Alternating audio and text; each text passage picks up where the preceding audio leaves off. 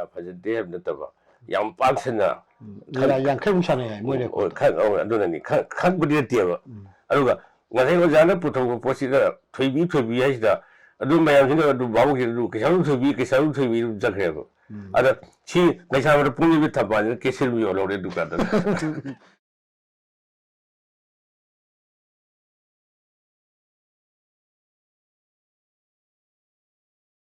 Masi, I coina, Lajariba, Pamjariba, Mapumase, Kumzali Singani Kunga Mangagi, Me Gitang, Taragum Doini.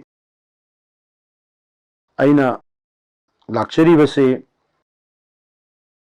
Shumang Leela Haiba Leela Kanglup Asigi, Amna Maruiba, Ishay Shakpa Misak Ama, Oiba. Saktekpi Party Hanamana Kangabiba, Naharon Kongtang Artist Association Gi. Maming Jet Krabadila, Punamak, Haibatai. Sanabada, Nupa Konjan Gisay Shakpiba, Kaka Hawaibam Budhi. Saktipi Party the Nupa Konjan Sakpa, Ani Kak Mam Tengnabigani, Amana Jiten Kaidem, Ainaming Panjare, Kaka Jiten Kaidem, Amana Kaka Hawaibam Budhi. Kaka Jiten Kaidem na Sama Pigitungda, Kaka Hawaibam Budhi Nupa Konjan say Sai, Agibaba Chana Lukhoigee Ai pa Laikidre, Ai pa Laikidra Tungda, Agi pa na Ibiramba, Leela, Keishamthong Thoibida, Lairik Oina, Pongtok Nabo Honaba Matamda, Saktipi Party Amasung Chana Lukhoigee Haiba, Topic Amakak, Coin Hapsaning Badagi, Kakadagi am Sapsaba, report the Lojaraga, Coina Masi Tamzagi, Haidana, Hajiba Matamda Kakani Yabidana, Aingasai, Saktipi Party na, Leela Kayamuk Sana Rabagi, Haibazagi recorder. Lila kun mukti phangjare babagi lila si chambana batia sarak tam khrabi sajibugi nonglei thawai gi maman singalingi matam gini iseng masama pa mari funi thoi mai phum mari gini khara thengtharak pada Keishamthong Thoibida samban mis sangbana bi sabi sanu express khomlang laman singba mayam ama leigre adu huren maming su thamjage da kaka amta ninjing biraga kaka babaga su Laiminarakpagi Loinarakpagi nam Nungai Wari Sudum Haibiu. Wazana Ibiba Nila Singsi Sigariba Samanaba Tia Sajuin only Sarang Tam Krabi Messay Yamba Adi Yambani Jitin Kaide Miam and Sangiba Bamol Kaidiki Ajiti Matoni Bauna Kaida Zakre Kumuru Tangre Maga Zakiba Ayamba Agoza Nabazak Tipi Aduka Jitin Kaidem Agi Tumba Yamba Nisina I will Yamnona High School Tom the Rangang wedding Ida Macy Saktipi Havilila si Nikapa Dum Nigeria. Like it Tamna Lila Yam Salongani, Wabo and Monico. Salad, I must see among the taken the artists and even Messi is Jeremy. So hang along the party at the money. Do Kangarigi, Yawi, I don't know. They were Kangarigi type so they hang on the Babu William High School. They did we took my hand up. They we started enjoying and my arm Matanga. I must say something with the Asia like Tam now. Ruga say some time no sepa. The what they did Swani Lama. Is a economy like the I wonder, I don't put the AC, Yam no when the pub was in success. I don't was activity head Yam the thing, Kaidina, Pegumba, Kanao, see, problems of Puggy, other conduct. No more something say she, I know, success by Tari. Azina, Yamazina, later soup. Or ID, say no power. I don't go, I give some Maduna, I am from the BT in the say. A lady was again Nina Samanaba TRC 1982 gi. September Tang Taruktak. Malanga says it away. A later Sagi Nimista Malangi Masamayam Sina. Nabananga Budinanga Buddhi Laina Hai. Nalanga Halaman Sikina. Eh, Mayam Sina Quiggy, the artist Yamadanelvi, a lady Matumbugi, Quiggy, the fish of Zilla. Comanjilla. No, Quitan, Nagumba. And the man, they sing it. Okay, Budina said, when you see, I drink my happening on the guy. Yan Parene, then national Parega and the Aisdum, Sacrifice them. September tang teruk sidagi. Terus lagi aja, mama nana from some kayak mating bang, kita saga tu, September tang terus, aja tu jadi di, aja, kalau tahu ya, aduga aja, setiap kemana masa lejeri sih, aja tu dari second base kita.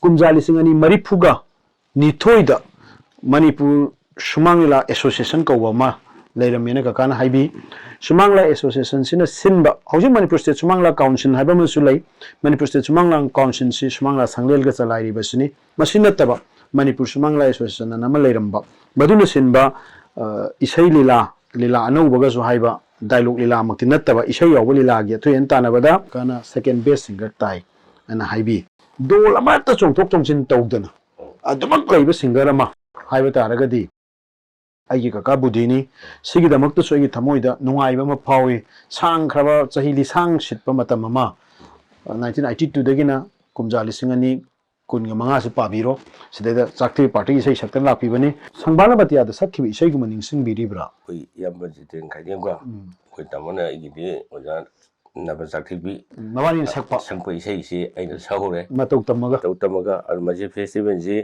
Manipur Shumang Leela Association na tawi babagi lila sing si aina record phangjiba matam da 1980 ge 2 gi matam dagi babagi lila sing ase sanara mi duga babagi lila kharada baba masani sai shu irami duga babagi sangbana batia hairiba lila asi lising masamapan marifu ma thoi dagina marifu ge nithoi phawi manung da sanaba lila oi masda kakana sakpi ke isai ngasi lokta khongbal sida haiba isai se baba na iwon da thambirambada ima su inthorakpa oiba dagi babagi leita lairagi yamna awaba matam du zaida ima si su mapam dagi inthopirakpa baba na perukna chawumba punchi amadona lenba du zaida khamba masung thoibigi punchi du ningsingaga sambana bati hairiba last da ngasi lokta khongbal se ibani edana macha oiba iwon da wari libirame du kaka takane ningsing biragadi ngasi lokta khongban sidi hapitang kaka na ngangbi bida 1982 gidu hapitang ningsing biba ngam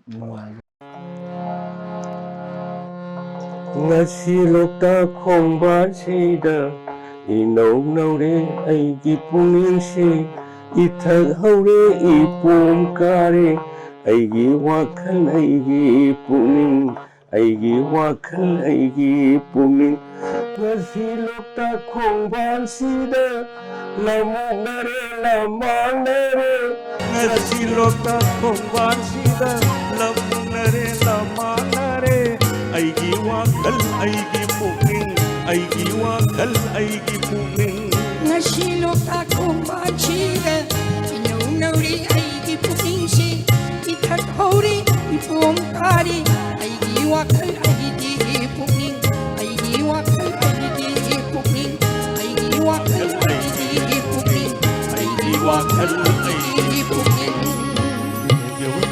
1982 dagina hojik phawba kumjali singani kunga manga phawda yam changna Shumang Leela gi machat sidaida laibirakpani da babaga thengna hoba wafum khajang kagana wari gi oina thambira de amno yamna Leela si naung tang chakti bi party si masi yam nuksi jaba yam tasinam gi hargadi dunji nuksina ko Leela si kamai to na ta laga Leela ma chalo halakpada nungada te leramba nungang yang kamai sana ni kai to igana ko jang sana to diam pare noi sana dana ko egon isabang to enang ibu budi yam to gi gonda jana nang isai pajan sogo kholo to pajan tamu kholo Leela gi sei se nang su mathang tang irakri ni kana ngai Leela kaya jana ibida sana jana ojana ibu nungsibiba adigi naung thang nungsiba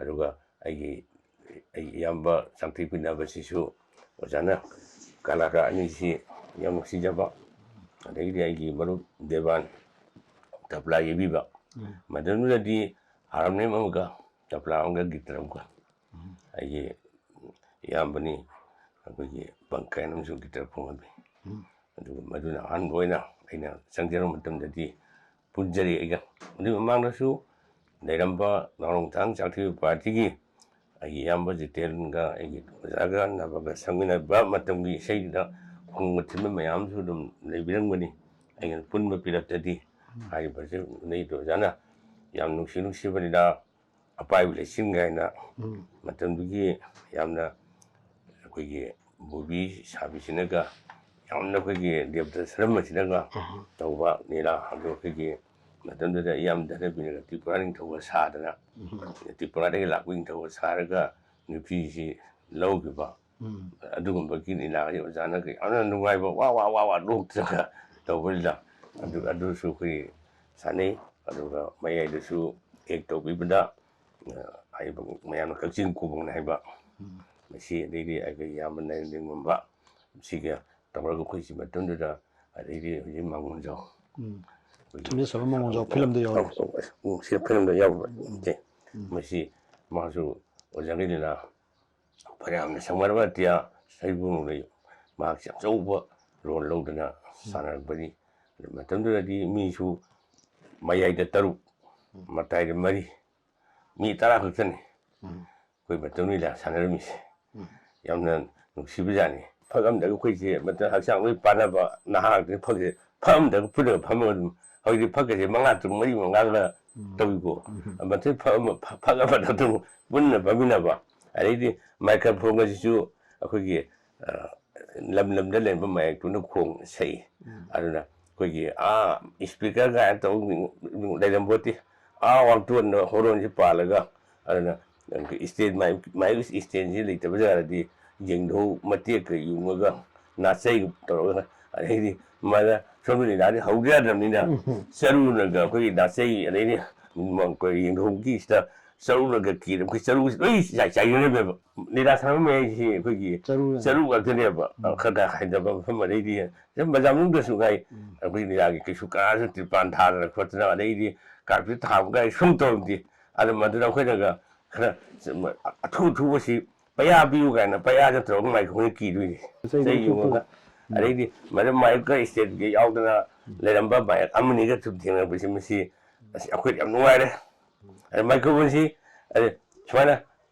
ꯂꯧꯕꯤꯔꯣ ꯈꯨꯗꯣꯟꯁꯤ microphone ꯑꯃꯈꯛꯇꯅꯤꯀꯣ ꯌꯨꯝꯃꯤꯁꯦ ꯑꯗ ꯃꯁꯤ ꯑꯩꯈꯣꯏ ꯇꯥꯃꯣ ꯈꯨꯗꯤꯡꯁꯤ ꯂꯧꯕꯤꯔꯣ ꯈꯨꯗꯣꯟ ꯍꯔꯥꯎ ꯇꯔꯥꯝꯅ ꯀꯥꯏꯅ ꯇꯧꯋꯤꯗ ꯁꯪꯕꯥꯟꯅꯕ ꯑꯇꯤꯌꯥ 1944ꯗ ꯕꯕꯥꯅ ꯏꯕꯤ ꯍꯥꯏꯕ ꯔꯦꯀꯣꯔꯗꯁꯤ ꯐꯪꯉꯤ ꯃꯁꯤꯒꯤ ꯔꯦꯀꯣꯔꯗꯁꯤ ꯑꯩꯈꯣꯏꯒꯤ ꯁꯣꯚꯦꯅꯤꯌꯔꯁꯤꯡꯅ ꯌꯨꯝꯐꯝ ꯑꯣꯏꯔꯦ ꯃꯁꯤꯗ ꯂꯥꯏꯔꯤꯕ ꯁꯨꯃꯥꯡ ꯂꯤꯂꯥꯒꯤ ꯂꯝꯌꯥꯟꯕꯁꯤꯡ ꯅꯤꯡꯁꯤꯡꯕ ꯑꯃꯗꯤ ꯀꯩꯁꯥꯝꯊꯣꯡ ꯊꯣꯏꯕꯤꯒꯤ ꯑꯈꯟꯅꯕ ꯊꯧꯔꯝ ꯍꯥꯏꯕꯁꯤꯗꯩꯗ ꯔꯦꯀꯣꯔꯗꯁꯤꯡ ꯑꯁꯤ ꯌꯥꯎꯔꯝꯃꯤ ꯑꯗꯨꯒ ꯃꯗꯒꯤ ꯁꯔꯥꯛ ꯇꯝꯈ꯭ꯔꯕꯤ 1944 ꯁꯖꯤꯕꯨꯒꯤ ꯅꯣꯡꯂꯩ 1942 ꯊꯋꯥꯏꯒꯤ ꯃꯃꯜ 1942 ꯑꯄꯥꯏꯕ ꯂꯩꯆꯤꯟ 1944 ꯑꯄꯥꯏꯕ ꯂꯩꯆꯤꯟꯁꯤꯗ ꯂꯩꯈꯤꯗ꯭ꯔꯕ ꯀꯀꯥ ꯙꯅꯕꯤꯔꯅ ꯇ꯭ꯔꯤꯄꯨꯔꯥꯒꯤ ꯅꯤꯡꯊꯧꯒ ꯁꯥꯏ ꯍꯥꯏ ꯑꯗꯒꯤ ꯃꯥꯏꯕꯤ ꯄꯥꯈꯪꯗꯁꯨ ꯀꯀꯥ ꯙꯅꯕꯤꯔꯅ ꯁꯥ ꯃꯥꯅꯦ ꯃꯥꯏꯕꯤꯁꯦ ꯃꯥꯏꯕꯤ ꯄꯥꯈꯪꯁꯦ ꯑꯗꯒꯤ ꯅꯨꯡꯒꯥꯏꯔꯛꯀꯤ ꯏꯆꯦꯟ ꯏꯉꯥꯒꯤ ꯊꯥꯕꯜ ꯑꯗꯨꯒ ꯏꯉꯥꯒꯤ ꯊꯥꯕꯜꯒꯤ ꯃꯇꯨꯡꯗ 1944 ꯕꯕꯥꯒꯤ ꯂꯤꯂꯥꯁꯦ ꯂꯦꯞꯄ ꯑꯗꯨꯒ ꯃꯟꯇ꯭ꯔꯤꯒꯤ ꯕꯪꯒ꯭ꯂꯣꯒꯤ ꯃꯇꯥꯡꯁꯦ ꯃꯁꯤꯒꯤ ꯃꯟꯇ꯭ꯔꯤꯒꯤ ꯕꯪꯒ꯭ꯂꯣꯁꯤ ꯆꯥꯛꯊꯤꯕꯤ ꯄꯥꯔꯇꯤꯅ ꯕꯕꯥꯒꯤ ꯃꯟꯇ꯭ꯔꯤꯒꯤ ꯕꯪꯒ꯭ꯂꯣꯁꯤ ꯁꯥꯟꯅꯩ ꯑꯗꯨꯒ ꯁꯣꯝꯗꯅ ꯄꯥꯟꯊꯣꯏꯕꯤ ꯖꯇ꯭ꯔꯥ ꯀꯝ ꯗ꯭ꯔꯃꯥ ꯑꯦꯁꯣꯁꯤꯌꯦꯁꯟꯅ ꯀꯩꯁꯥꯝꯊꯣꯡ ꯊꯣꯏꯕꯤ ꯁꯥꯟꯅꯩ 1992 ꯁꯤꯗꯩꯗ ꯑꯗꯨꯒ ꯅꯣꯔꯠ ꯏꯝꯐꯥꯜ ꯃꯅꯤꯄꯨꯔ ꯖꯇ꯭ꯔꯥ ꯃꯟꯗꯟꯅ ꯍꯥꯏꯔꯤꯕ ꯃꯇꯝꯁꯤꯗ ꯈꯦꯕ ꯆꯤꯡꯒꯤ ꯅꯥꯄꯣꯝꯗ ꯍꯥꯏꯔꯤꯕ ꯂꯤꯂꯥꯁꯤ ꯁꯥꯟꯅꯩ ꯑꯗꯨꯒ ꯑꯩꯈꯣꯏꯒꯤ ꯏꯕꯦꯝꯃ ꯍꯥꯏꯔꯤꯕꯁꯤꯡꯒ ꯂꯤꯂꯥ ꯗꯣꯜ 2-3ꯁꯤꯅ ꯄꯨꯟꯁꯤꯜꯂꯒ ꯕꯕꯥ ꯂꯤꯂꯥꯁꯤꯡꯁꯦ ꯁꯥꯟꯅꯩ ꯑꯗ ꯃꯟꯇ꯭ꯔꯤꯒꯤ ꯕꯪꯒ꯭ꯂꯣꯒꯤ ꯆꯞ ꯃꯥꯟꯅꯅ ꯊꯧꯃꯨ ꯅꯧꯃꯨꯅ ꯊꯣꯛꯂꯛꯄ ꯂꯤꯂꯥ ꯈꯦꯕ ꯆꯤꯡꯒꯤ ꯅꯥꯄꯣꯝꯁꯤ ꯅꯣꯔꯠ ꯏꯝꯐꯥꯜ ꯃꯅꯤꯄꯨꯔ ꯖꯇ꯭ꯔꯥ ꯃꯟꯗꯟꯒꯤ ꯑꯣꯏꯅ ꯌꯥꯝ ꯃꯄꯨꯡ ꯐꯥꯕ ꯂꯤꯂꯥ ꯑꯣꯏꯈꯤ ꯑꯗꯨꯒ ꯄꯥꯟꯊꯣꯏꯕꯤ ꯖꯇ꯭ꯔꯥ ꯀꯝ ꯗ꯭ꯔꯃꯥ ꯑꯦꯁꯣꯁꯤꯌꯦꯁꯟꯅ ꯁꯥꯟꯅꯕ ꯀꯩꯁꯥꯝꯊꯣꯡ ꯊꯣꯏꯕꯤꯁꯤ ꯕꯦꯁ ꯁꯀ꯭ꯔꯤꯞ ꯇꯥꯏ ꯕꯦꯁ ꯑꯦꯛꯇ꯭ꯔꯦꯁ ꯇꯥꯏ ꯑꯗ ꯃꯟꯇ꯭ꯔꯤꯒꯤ ꯕꯪꯒ꯭ꯂꯣꯁꯦ ꯃꯟꯇ꯭ꯔꯤꯒꯤ ꯕꯪꯒ꯭ꯂꯣ 1992ꯁꯦ ꯃꯁꯤ ꯀꯃꯥꯏꯅ ꯍꯥꯏꯔꯤꯕ ꯕꯕꯥꯒꯤ ꯃꯇꯝꯁꯤꯗ ꯍꯥꯏꯔꯤꯕ ꯆꯍꯤ 1992ꯁꯤꯗ ꯊꯣꯛꯂꯛꯄ ꯂꯤꯂꯥꯁꯤꯡꯁꯤ ꯌꯪ ꯂꯥꯎꯋꯦ ꯍꯥꯏꯇꯥꯔꯦ ꯁꯀ꯭ꯔꯤꯞꯇ ꯑꯗ ꯃꯟꯇ꯭ꯔꯤꯒꯤ ꯕꯪꯒ꯭ꯂꯣꯁꯤ ꯁꯀ꯭ꯔꯤꯞꯇ ꯁꯣꯜꯍ ꯑꯣꯏꯅ ꯂꯧꯒꯗ꯭ꯔꯥ ꯂꯤꯂꯥ ꯃꯄꯨꯡ ꯐꯥꯅ ꯁꯥꯟꯅꯕ ꯉꯝꯈꯤꯗꯕꯁꯦ ꯑꯏꯕꯒꯤ ꯂꯤꯂꯥ ꯌꯥꯝꯅ ꯏꯃꯟꯈꯤꯗꯅ ꯑꯏꯕꯒꯤ ꯑꯁꯣꯟꯕꯅꯤꯅ ꯂꯧꯒꯗ꯭ꯔꯥ ꯀꯃꯥꯏꯅ ꯂꯧꯅꯤ ꯃꯁꯤ ꯃꯟꯇ꯭ꯔꯤ ꯕꯪꯒ꯭ꯂꯣꯁꯤ ꯃꯄꯨꯡ ꯐꯥ ꯉꯝꯈꯤꯕꯁꯤ ꯑꯣꯖꯥꯒꯤ ꯋꯥꯈꯜꯂꯣꯟꯗꯗꯤ ꯌꯥꯝ ꯆꯥꯎꯅ ꯂꯤꯂꯥꯁꯤ ꯄꯨꯊꯣꯛꯅꯤꯡꯉꯤꯁꯦ ꯁꯃꯥꯖ ꯃꯤꯡꯁꯦꯟꯗ ꯌꯥꯝꯅ ꯗꯔꯀꯥꯔ ꯑꯣꯏꯕ ꯂꯤꯂꯥ ꯑꯃ ꯑꯣꯏꯅ ꯄꯨꯊꯣꯛꯄꯅꯤ ꯃꯇꯝꯗꯨꯗ ꯑꯩꯈꯣꯏꯒꯤ ꯅꯍꯥꯔꯣꯟ ꯈꯣꯡꯊꯪ ꯆꯥꯛꯊꯤꯕꯤꯁꯤ ꯍꯥꯟꯅ ꯂꯩꯔꯝꯕꯁꯤꯡꯁꯤ ꯈꯔ ꯇꯣꯛꯈ꯭ꯔꯒ ꯑꯩꯈꯣꯏꯒꯤ ꯅꯍꯥꯗ ꯈꯔ ꯁꯦꯝꯁꯤꯒꯅ ꯑꯩꯈꯣꯏ ꯅꯍꯥ ꯑꯉꯥꯡ ꯑꯅꯤ ꯑꯍꯨꯝꯁꯨ ꯌꯥꯎꯕ ꯍꯥꯏꯗꯤ ꯁꯨꯝ ꯀꯔꯤ ꯍꯥꯏꯇꯥꯔꯦ ꯐꯤꯟꯗ ꯁꯨꯔꯊꯣꯛꯈꯤꯕ ꯑꯗꯨꯒꯨꯝꯕ ꯈꯔ ꯑꯩꯈꯣꯏꯅ ꯄꯨꯁꯜꯂꯨꯔꯦ ꯑꯗꯒꯤ ꯑꯍꯟꯁꯤꯡꯗꯨꯁꯨ ꯏꯁꯩ ꯂꯤꯂꯥꯗ ꯆꯪꯉꯛꯄ ꯑꯣꯏꯕ ꯈꯤꯇꯪ ꯀꯔꯤ ꯍꯥꯏꯇꯥꯔꯦ ꯃꯌꯥꯝꯅ ꯉꯥꯡꯉꯩ ꯂꯩꯔꯝꯕ ꯆꯪꯊꯤꯛꯄꯒꯤ ꯄꯣꯠꯇꯨꯒ ꯑꯣꯖꯥ ꯌꯥꯎꯕꯤꯔꯤꯕ ꯃꯤ ꯑꯣꯖꯥꯁꯤꯡꯗꯨ ꯑꯩꯈꯣꯏꯅ ꯐꯠꯇꯦ ꯍꯥꯏꯕ ꯅꯠꯆꯗꯦꯀꯣ ꯉꯁꯥꯏꯒꯤ ꯑꯗ ꯉꯁꯥꯏꯒꯤ ꯁꯣꯏꯈꯤꯕꯗꯤ ꯑꯩꯈꯣꯏꯅ ꯑꯅꯧꯕ ꯌꯥꯎꯗꯕ ꯑꯩꯈꯣꯏ ꯇꯤꯝ ꯋꯥꯔꯛꯇ ꯄꯥꯁꯤꯡ ꯆꯥꯟꯅꯗꯕ ꯌꯥꯝ ꯀꯟꯅꯗꯤ ꯍꯣꯠꯅꯕꯅꯦ ꯑꯗꯨꯕꯨ ꯁꯨꯝ ꯃꯗꯩꯗꯤ ꯂꯤꯂꯥꯁꯤ ꯑꯃꯨꯛꯁꯨ ꯀꯔꯤ ꯇꯥꯔꯦ ꯐꯣꯡꯉꯒ ꯁꯤꯖꯟꯁꯤ ꯑꯩꯈꯣꯏꯒꯤ ꯏꯉꯥꯗꯒ ꯂꯤꯂꯥ ꯐꯣꯡꯕꯁꯦ ꯀꯥꯡꯗꯒ ꯁꯥꯟꯅꯔꯒ ꯑꯗꯩꯗꯤ ꯏꯁꯥꯟ ꯁꯥꯟꯅꯗꯦ ꯐꯣꯡꯕ ꯇꯥꯏꯃꯤꯡꯁꯦ ꯂꯤꯂꯥ ꯐꯣꯡꯕꯒꯤ ꯇꯥꯏꯃꯤꯡꯁꯤꯁꯨ ꯌꯥꯝꯅ ꯂꯨꯏꯌꯦꯕ ꯑꯗꯨꯅꯤ ꯉꯁꯥꯏ ꯐꯦꯁꯇꯤꯚꯦꯜꯗ ꯂꯤꯂꯥ ꯐꯥꯔꯁ ꯁꯦꯀꯦꯟ ꯇꯥꯔꯒ ꯌꯥꯎꯁꯪ ꯏꯟꯅꯔꯤꯁꯦ ꯌꯥꯎꯁꯪꯗ ꯕꯥꯇꯣꯟ ꯀꯧꯅꯔꯤꯕ ꯇꯧꯔꯤꯁꯤꯡꯁꯦ ꯁꯤꯒꯤ ꯃꯔꯝ ꯑꯃꯁꯨ ꯂꯩ ꯉꯁꯥꯏꯒꯤ ꯑꯗꯨꯅ ꯂꯤꯂꯥꯁꯦ ꯑꯩꯈꯣꯏꯅ ꯏꯉꯥꯗ ꯍꯧꯖꯤꯛꯇꯤ ꯅꯤꯉꯣꯜ ꯄꯥꯜꯂꯤ ꯀꯥꯡ ꯍꯥꯏꯁꯦ ꯌꯥꯝ ꯇꯧꯅꯔꯝꯃꯤꯗꯅ ꯀꯥꯡꯁꯤ ꯍꯧꯖꯤꯛ ꯑꯣꯖꯥꯒꯤ ꯑꯄꯥꯏꯕ ꯏꯁꯤꯡ ꯍꯥꯏꯁꯤꯗꯤ ꯅꯣꯡꯗ ꯂꯤꯂꯥ ꯃꯥꯡꯉꯒ ꯁꯥꯟꯅꯩꯑꯕ ꯑꯄꯥꯏꯕ ꯂꯩꯆꯤꯟꯁꯦ ꯃꯊꯪ ꯑꯩꯈꯣꯏ ꯃꯥꯌꯦꯛ ꯄꯨꯗꯦ ꯂꯩꯔꯝꯕ ꯃꯥꯌꯦꯛꯇꯨꯅꯤ ꯃꯥꯌꯦꯛꯁꯨ ꯃꯌꯥꯏ ꯑꯗꯨꯝ ꯌꯥꯜꯂꯦ ꯃꯥꯏꯈꯣꯡ ꯌꯥꯝꯕꯅꯤꯀꯣ ꯍꯥꯞꯂꯦꯟꯅꯤ ꯍꯥꯞꯂꯦꯟ ꯁꯥꯟꯅꯔꯤꯅꯤ ꯂꯤꯂꯥꯁꯦ ꯑꯗꯨꯒ ꯃꯗꯨꯗ ꯑꯩꯈꯣꯏꯅ ꯁꯥꯏꯀꯜꯗ ꯆꯠꯄꯗꯨ ꯁꯨꯝ ꯕꯖꯥꯔ ꯕꯥꯕꯣꯟ ꯂꯩꯀꯥꯏꯗꯨꯗ ꯑꯍꯨꯝ ꯁꯥꯟꯅꯩꯑꯕ ꯅꯣꯡꯃꯗ ꯑꯗ ꯑꯩꯅ ꯑꯩꯒꯤ ꯁꯤ ꯃꯅꯤꯡꯗ ꯍꯧꯖꯤꯛ ꯑꯩꯈꯣꯏ ꯑꯩ ꯃꯅꯤꯡꯗ ꯂꯧ ꯂꯩ ꯂꯧꯁꯤ ꯑꯩꯈꯣꯏꯅ ꯂꯧ ꯂꯤꯡꯕꯒꯤ ꯏꯉꯥꯁꯤ ꯂꯧꯍꯣꯟꯕ ꯍꯣꯏ ꯏꯉꯦꯟꯁꯤꯗꯤ ꯂꯧꯍꯣꯟꯕ ꯍꯣꯏ ꯀꯥꯟꯁꯤꯗ ꯑꯩꯅ ꯑꯁ ꯑꯩꯗꯤ ꯉꯁꯤꯗꯤ ꯂꯧꯍꯣꯟꯁꯦ ꯍꯩꯁꯨ ꯍꯩꯇꯦ ꯌꯥꯎꯁꯨ ꯌꯥꯎꯔꯣꯏ ꯂꯤꯂꯥ 5 ꯂꯩ ꯍꯥꯏꯕ ꯑꯩꯈꯣꯏ ꯏꯌꯥꯝꯕ ꯑꯃꯁꯨ ꯂꯩꯔꯝꯃꯤ ꯑꯩ ꯏꯁꯩ ꯌꯥꯝ ꯑꯩꯈꯣꯏ ꯇꯥꯃꯣꯅ ꯆꯥꯛꯊꯤꯛ ꯑꯩ ꯏꯁꯩꯁꯦ ꯃꯥꯅ ꯁꯛꯍꯟꯕꯤꯔꯛꯄꯅꯤ ꯁꯦꯡꯅ ꯍꯥꯏꯔꯒꯗꯤ ꯑꯗ ꯂꯤꯂꯥ 5 ꯀꯥꯡ ꯍꯧꯅꯨꯛꯇ ꯂꯤꯂꯥ 5 ꯁꯥꯟꯅꯩꯑꯕ ꯑꯗ ꯂꯤꯂꯥꯁꯤ ꯀꯩꯅꯣꯗꯤ ꯍꯦꯛ ꯆꯠꯈꯤꯕꯗ ꯍꯧ ꯌꯥꯕ ꯗ꯭ꯔꯦꯁꯁꯤ ꯗꯣꯛ ꯍꯣꯡꯕ ꯑꯩꯈꯣꯏꯁꯨ ꯃꯌꯥꯏ ꯆꯪꯈꯤꯕ ꯗꯣꯔꯗ ꯍꯧꯕꯤꯅꯦꯕ ꯍꯧꯖꯤꯛꯅ ꯑꯩꯈꯣꯏ ꯁꯦꯝ ꯁꯥꯕꯗ ꯄꯨꯡꯃꯨꯛꯇꯤ ꯆꯪꯉꯤꯗꯅ ꯑꯗꯨꯅ ꯃꯁꯤ ꯑꯄꯥꯏꯕ ꯏꯆꯤꯟ ꯂꯤꯂꯥꯁꯤ ꯅꯤꯉꯣꯜ ꯄꯥꯜꯂꯤꯗ ꯌꯥꯝ ꯄꯥꯝꯅꯈꯤꯕ ꯂꯤꯂꯥ ꯑꯃ ꯑꯣꯏꯈꯤ ꯑꯄꯥꯏꯕ ꯏꯆꯤꯟꯁꯦ ꯑꯗꯨ ꯃꯇꯝꯗꯨꯗ ꯋꯥ ꯅꯣꯛꯇꯅ ꯑꯩꯈꯣꯏꯒꯤ ꯃꯌꯥꯝ ꯑꯃꯒ ꯅꯨꯡꯉꯥꯏꯕ ꯂꯤꯂꯥ ꯑꯃ ꯑꯣꯏꯗꯅ ꯁꯥꯟꯅꯩ ꯑꯗꯨꯒ ꯈꯔ ꯂꯩꯔꯒꯗꯤ ꯁꯥꯏꯀꯜꯁꯤ ꯑꯗꯨꯝ ꯆꯠꯂꯤ ꯈꯔ ꯑꯗꯒꯤ ꯑꯩꯈꯣꯏꯒꯤ ꯅꯨꯅꯥꯒ ꯂꯩꯅꯔꯛꯇꯅ ꯑꯗꯩ ꯅꯨꯅꯥꯗꯒꯤ ꯑꯃꯨꯛ ꯃꯊꯪꯗꯒ ꯆꯠꯇꯅ ꯇꯧꯔꯒ ꯆꯠꯂꯤ ꯑꯗꯨ ꯀꯩꯒꯨꯝꯕ ꯃꯌꯥꯝꯁꯤ ꯆꯠꯈ꯭ꯔꯕ ꯃꯤꯅꯤ ꯕꯁꯇ ꯃꯦꯇꯥꯗꯣꯔꯗꯣ ꯑꯗꯣ ꯅꯪꯍꯧꯗ꯭ꯔꯗꯤ ꯑꯩꯈꯣꯏꯁꯤ ꯋꯥꯡꯉꯨ ꯇꯥꯅꯒ ꯁꯨꯡꯉꯨ ꯇꯥꯅꯒ ꯁꯥꯏꯀꯜ ꯍꯥꯞꯆꯤꯜꯂꯒ ꯑꯗꯨꯒ ꯃꯣꯏꯔꯥꯡꯗꯒꯤ ꯁꯥꯏꯀꯜꯒ ꯊꯧ ꯆꯠꯂꯦꯕ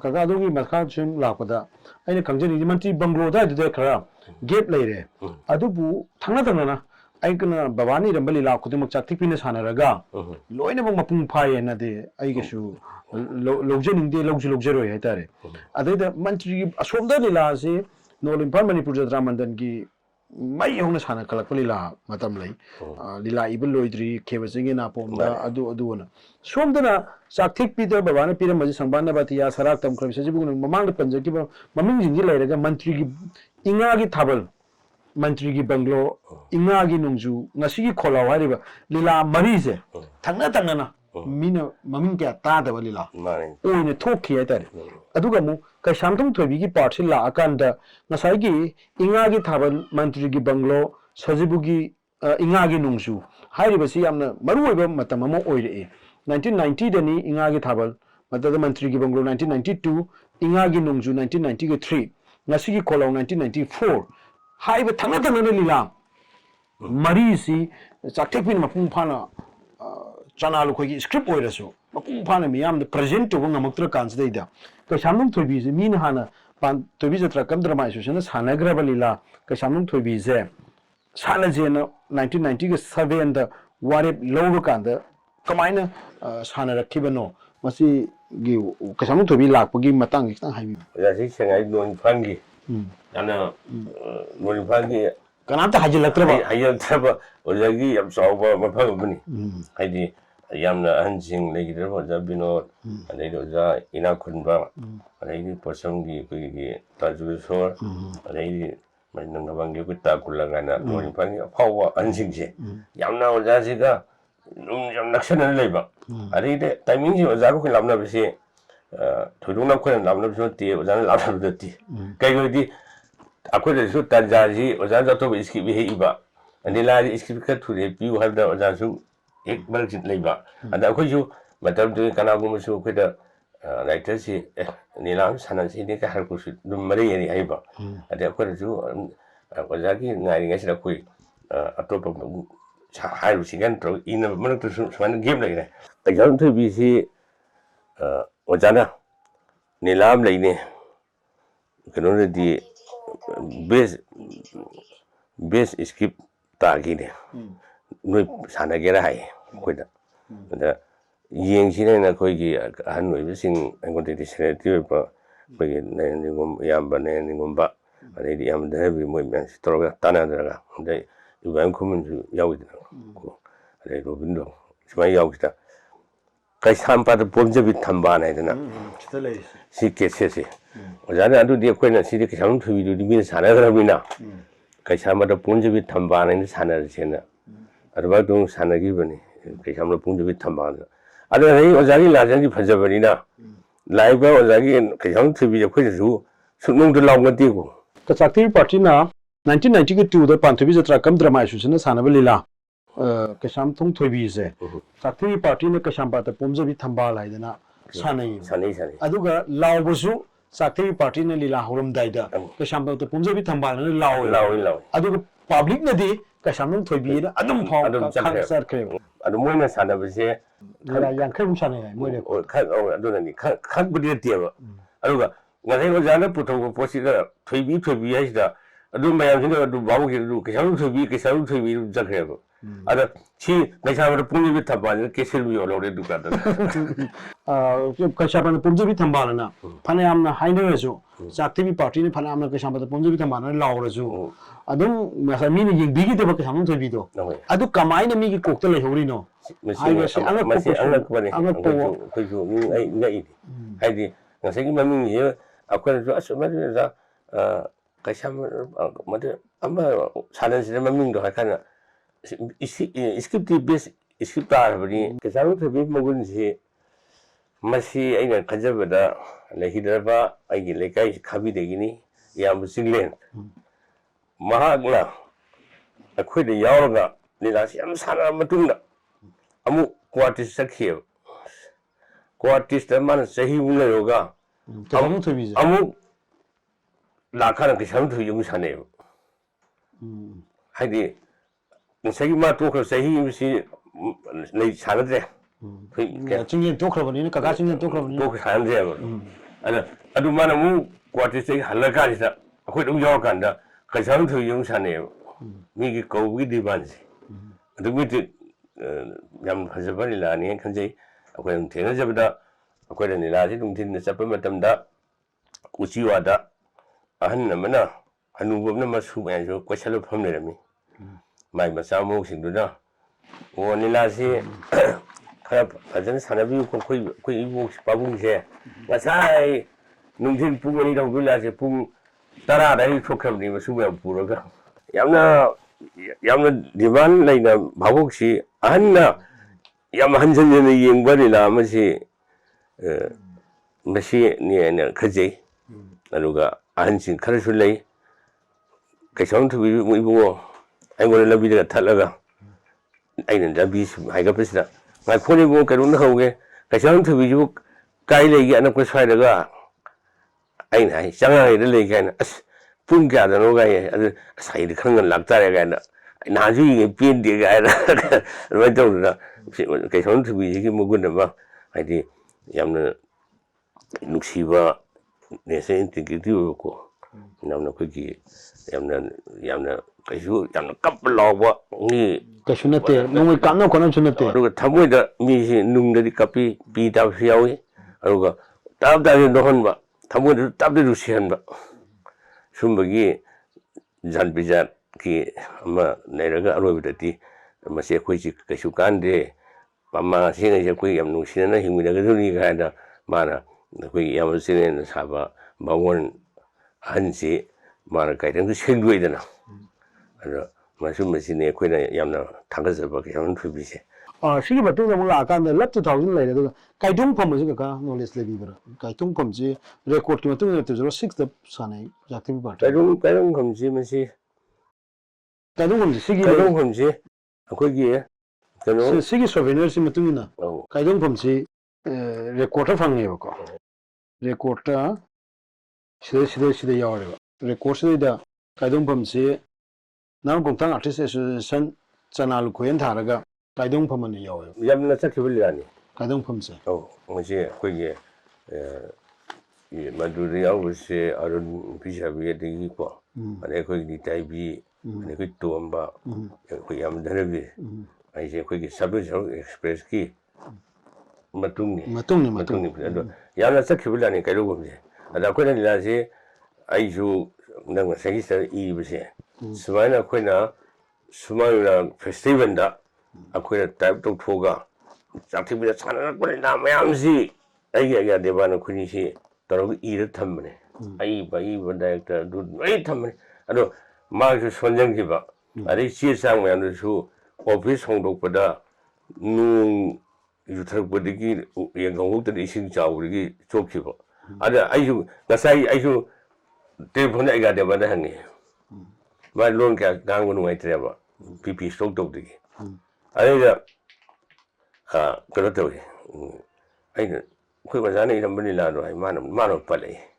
sini aduh ni kaidung pam sih ada palai mana aduh sana kimi maka asal orang paham aku ni paham ni thok tu ni kan matang cana mahu su na bukan aja ke juga cuma wajib sana ini sekarang nungai itu cak tepi kumlang laman kari kera mayam su mayam tu bisu wajib sana le kakak babagi macet aduh ke Bangladesh tu kakak awak ni kat pematam tu ke di sini ni pan dah bapa nak Bangladesh tu celur apa tungda cuma lam tu di yang ke por on hari pematam sedai dah cak tepi party gura ke Canada Bangladesh certainly masagna ivelila natrasu mini ivelila je mana puraga Bangladesh certainly hata adu Bangladesh ki miyam da lila uhonne bu hona hodati choba thawdang ma loram mi hai bisima su ai khangje da yam nungai redi kakasam na kokali aduna baba je Canada thangtu e akoi ge devan ga budi ge wani na khoi do akoi miyam tumbis da yam na tai chadre tumba yadre na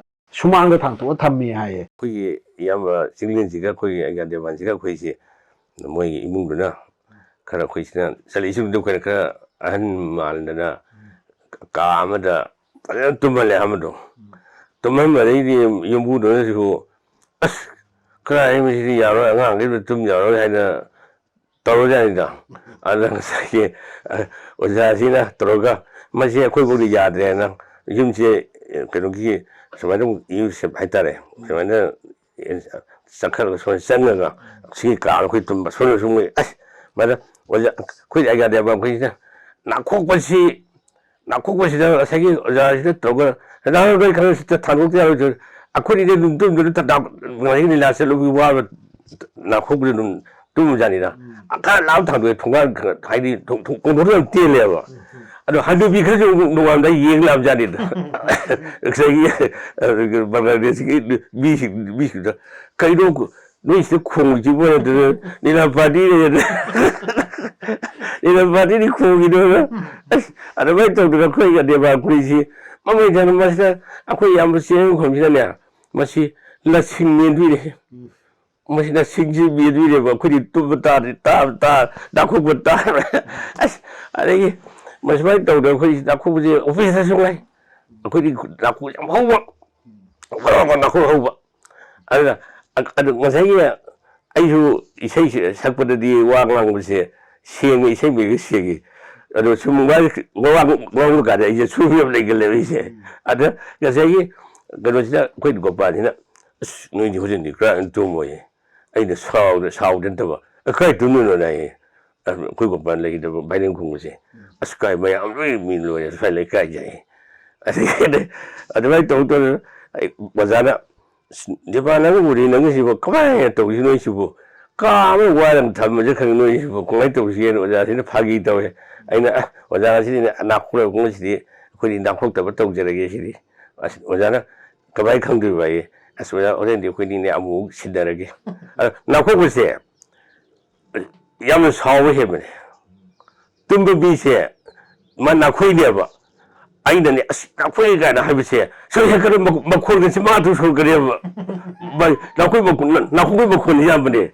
We oh, but like a should jump leave go. And the quick book jump 3 ago. And we see Salam and we see Salamina, how she do it. And how she was it a quick ticket, Tiger is a Potabo made a quick Shimna. And I not cook the way the speaker Tajal Jani Macon. My one Tajal Janita. My one Tajal Salami and the vegan and Mohina. Us. Nilari Kadim Budhi, Daku Makuran. I ate a musu, no Shiva Jazi. I do so, no, did not come to Budhi long hair. Sahape hay. And I got artist here. Some Masam games and another. Kitan King and with Pung Teta Srilundangi. Udina can cover the Kuipung Mapan Dari or some share. And I did. Wazana, Spudi de Bangazia. Bangladesh.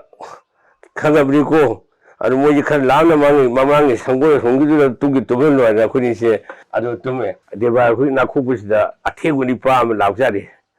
I'm telling Wangi, playing leg playing door. And I'm crazy in a Nako Taz, the Mazi. I'm doing the Tatamina. They put this Kakalago, Tomawi, Axari, they don't call it. I'm talking to them. I did a quick Lavarica Urozarida. Winner, how do they? As we get Pado, Nakri, Tony, Queen Devan. The Kayo, I got Devan and Nakokuda, Madi, I don't know why he's shaking Lamaka, County Lipaga, Lipaga, Kalaga, 12 years away. And Wazana, no, I see Tadramanico, would you Divana Copa? I, Mam Tade, and I went on Wazazina, Bangladesh, quick 1 minute about. I got Pagi Tonaba, Mount Tonaba, Zana, the Kanjaba, Isay, Diana, Sagam, I start with Savi Shay, and Sami, Bangladesh, Saganila holding it. Senior Zaga, quicker. I can down Takim. Lasi am I say, I know the Valley is some Kuruko Lasi, I'm Tolakadoriana, Loje, Madame de Hastina Purging Java, I say, I get a quarter, they couldn't, I have a card in Jenny. Hasina Purging Java, say, a quarter of call right there. Mayam de Bavali Lasi, Chama Yankee, a call Mayamse. How she Chakimi party Katana Lila Kunmat, Kunjing as I in a puja upon him. How Hastina Pur Haping Java, Selaga Kumato Shure. I do that the Lilas, some young color fighter. Kanagumam, the Sigi Lilazu, could have win a Pabiro, Saktibi Canona, nor in Manipur Tramandanda, Bavana, Iviramba Lilasi, Sanapagi Tarita. Adagi China Pung Joron over Sabir, Adai Peratigi Horagana, Changraba, Disingani, Taras, Iram Banina. Say him the Lila, nor in Pang is any home Iram everyone. I'm knowing a Sikaga, nothing why you son say.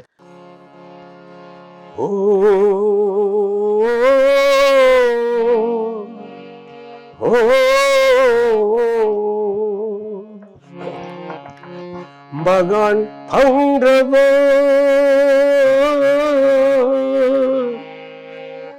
Amambay pa sida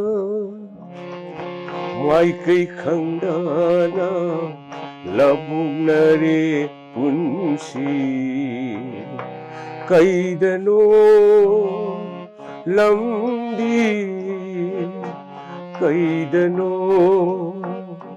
asa kaidano lamdi kaidano asa oh oh oh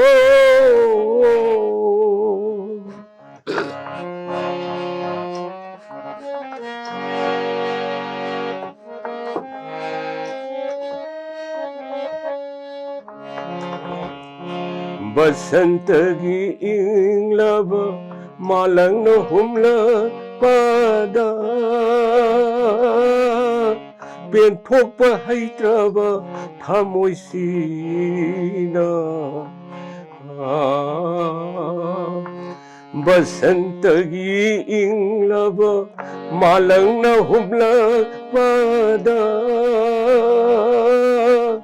ꯄꯦꯟꯊꯣꯛꯄ ꯍꯩꯇ꯭ꯔꯕ ꯊꯃꯣꯏꯁꯤꯅ ꯋꯥꯔꯧꯏ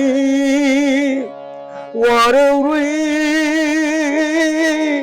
ꯅꯣꯡꯗꯝꯕ ꯃꯥꯒꯤ ꯊꯧꯁꯤꯟꯕꯨ ꯍꯣ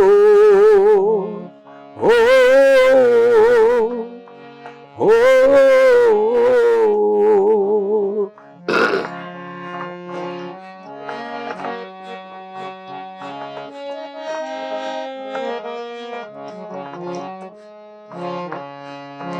ꯏꯄꯨꯀꯤ ꯄꯤꯔꯛꯂꯕ ꯂꯥꯏꯕꯛꯀꯤ ꯈꯨꯗꯣꯜ ꯄꯣꯠꯅꯤ ꯄꯦꯟꯊꯣꯛꯄ ꯍꯩꯇ꯭ꯔꯕ ꯊꯃꯣꯏꯁꯤꯅ